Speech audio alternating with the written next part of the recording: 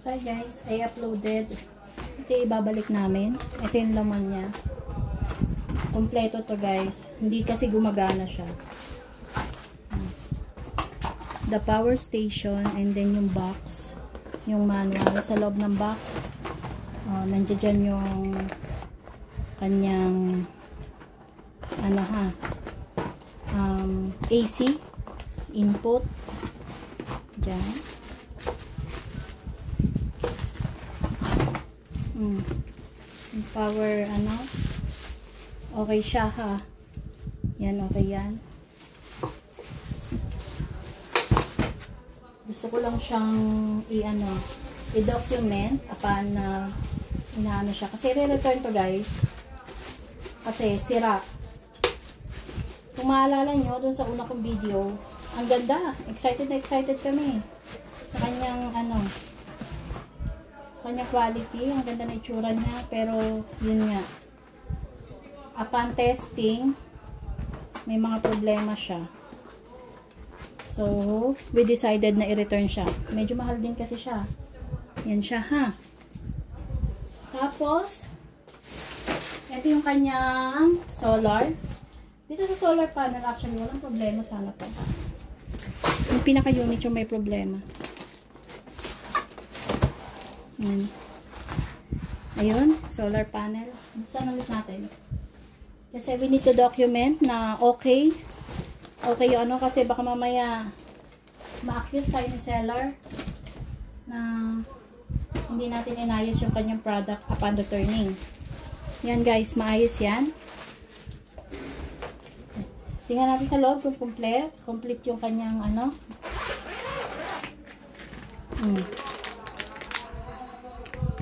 Nandyan siya.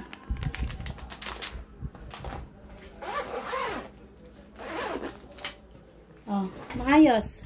O yan ha, maayos yan. Walang damage, walang scratches, walang basag or anything. Maayos po yan. Okay?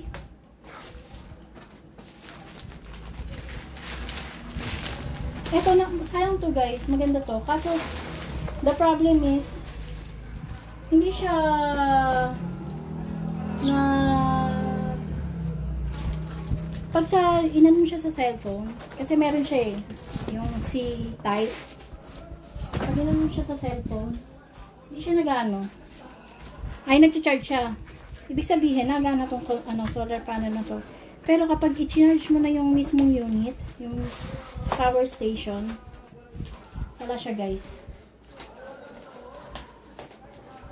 So, ang nakakatuwa kay Shopee talaga, ano siya, very attentive or do sa after sales niya. Kapag talagang may sira, may ano, basta kailangan lang talaga proper documentation, naka na yung ano nyo, naka-videos lahat kasi mahalaga talaga to. Actually, ang ginagawa ko rin tong video na to, hindi lang for my channel but for the awareness din na safe naman mag-ano sa online. Basta marunong ka lang talaga mag-document. Maybe rin naman siguro ano. Dati ayaw ko dito sa ano na to sa orange shop. Kasi dati hirap ako na magsauli ng item. Pero ngayon kasi naganda na yung customer service nila. Yan, naka ano siya. Tapos ito, nakaganyan lang yan nung pinadala sa akin. Atras natin ng konti. Yan, sorry sa mga kalat guys. Kasi nagpiprint din ako ng lanyard ko. Yan. Ngayon, ito nga pala yung kanyang ano, print ng return. Ito yung ano, yung unang padala sa akin. Igamit ko lang to.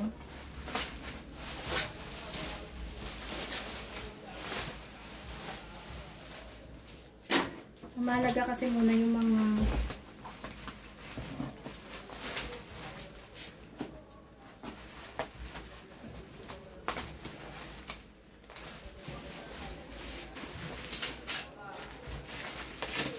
ganyan nga lang ginawa nila eh. Walang masyadong echos. So, ganyan lang din gagawin ko. Ang nipis ng bubble pack, sabi ko nga eh, Siguro dahil meron naman kasi siyang ano sa loob.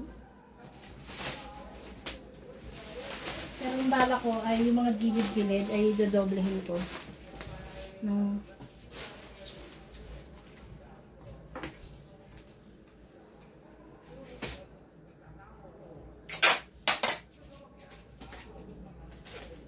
Siya. Alam niyo ba guys? Dati, may account ako ng seller account sa Shopee. Pero, dahil kailangan na ng mga DTI, BIR, hindi ko na tinuloy. Bakit? Kasi, sobrang dalang ko lang naman talagang mag-post. At saka, ang ano ko lang naman dati ay nag-ano ako ng mga Shein. Yan, mga Shein product. Bundle, ganyan. Pero as in sa sobrang murang halaga. Kasi guys, una sa lahat, not all the time naman talaga nag-ano ako. Usually aking libangan lamang. Or kapag may mga gusto akong item, tapos para mas mapamura, bibili ko siya ng bundle kasi iba din benta ko din sa murang halaga.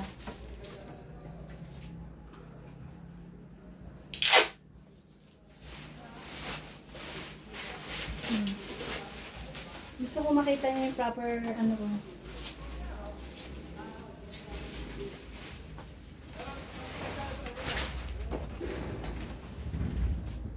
Ayan lang yan guys. Ganyan lang kalit binigay nila sa akin ng ano.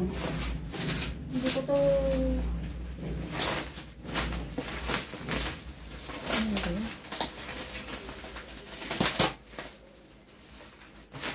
Hindi ko to balak i-cut para makita nila. Yan lang. Yung pagkakabalot nila.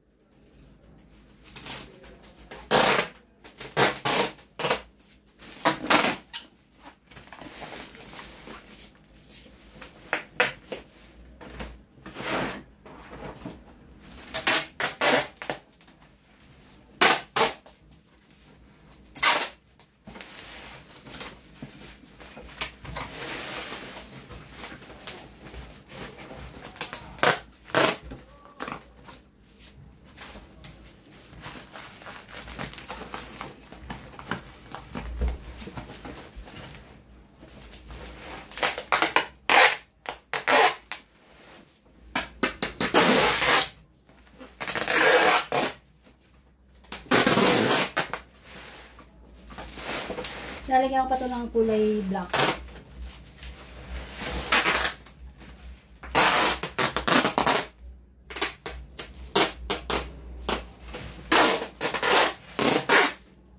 Ay. So, ganyan siya guys.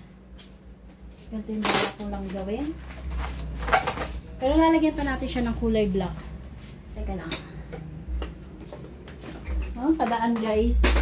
Hindi ako prepare.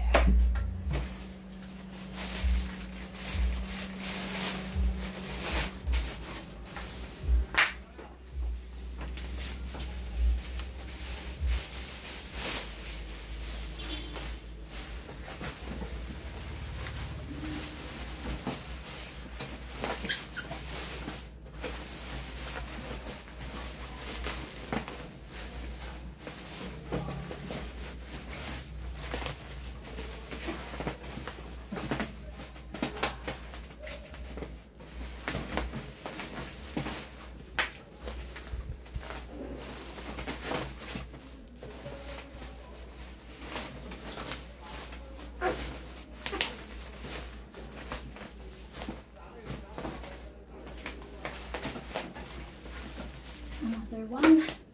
Kulang.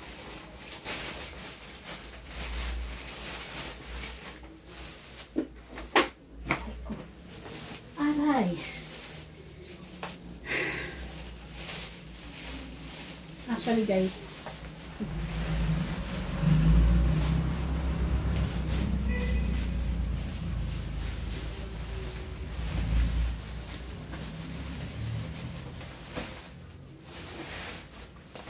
wala akong tape na ano eh.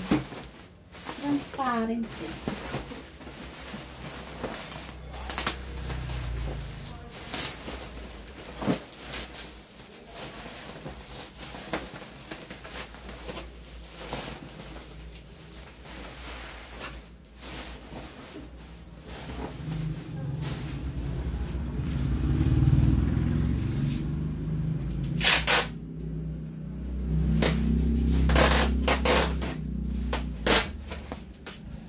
Grabe guys, mas secure pa yung way ng pagbabalik ko sa ginawa nila.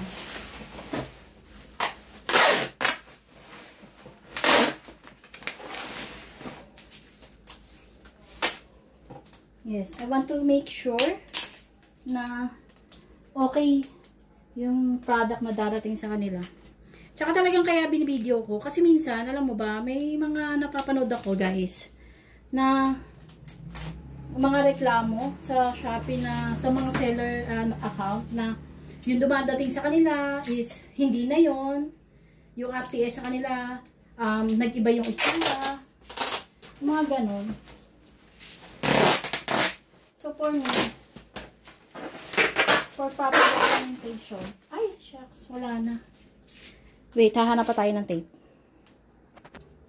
Hello guys, ayan, bumili ako ng packaging tape, 30. At hindi pwedeng ganyan lang. Kailangan ni ano siya.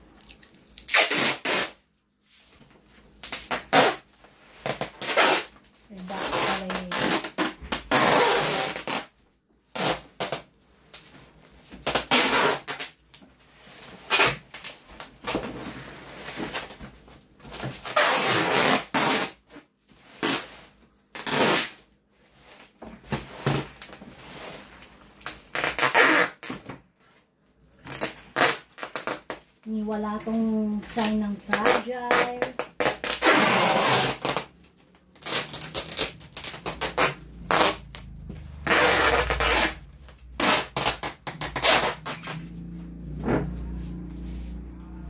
Samantalang ako guys, nagpadala ako ng plato na melamine ano sa Tupperware. Ba, ingat ako.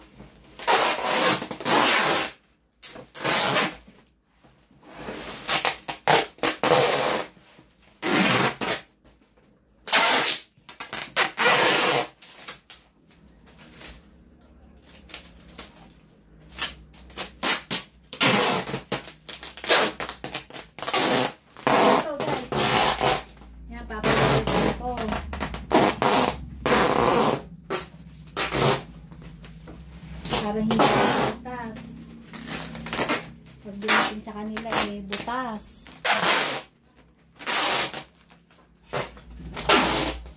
Hindi naman kasi may iwasan na yung mga rider.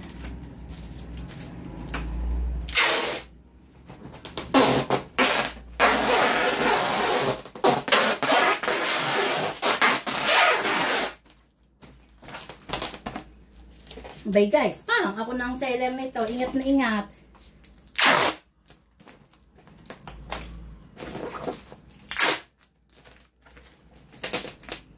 Samantalang nung dumating to sa amin ako.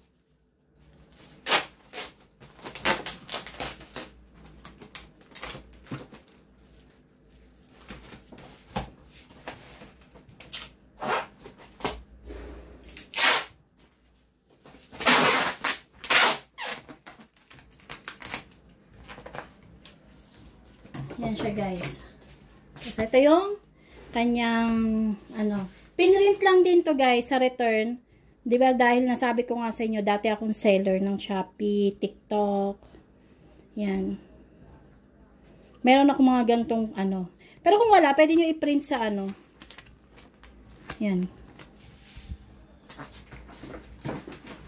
Yan na guys.